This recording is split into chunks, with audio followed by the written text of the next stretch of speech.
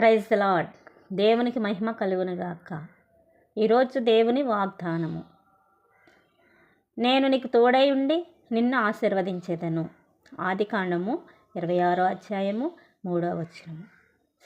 సహోదరులు, మరనాడు అబ్రహాముకు దేవుడు వాగ్దానం చేశాడు, నీకు తోడై ఉంటాను, నిన్ను ఆశీర్వదిస్తాను అని వాగ్దానం చేశాడు. ఆ వాగ్దానం చేసిన రీతిగా అబ్రహాముకు తోడై ఉన్నాడు, అబ్రహామును ఆశీర్వదించాడు.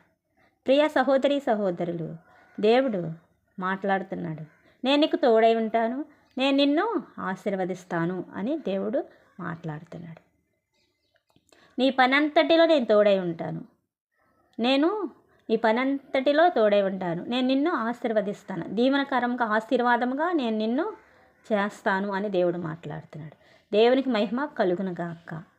ప్రార్థన. మహాపరిశుద్ధుడా, మీకు వందనాలు, మీ నామానికి స్తోత్రాలు, మీ నామానికి కృతజ్ఞత స్తుతులు చెల్లిస్తున్నాను.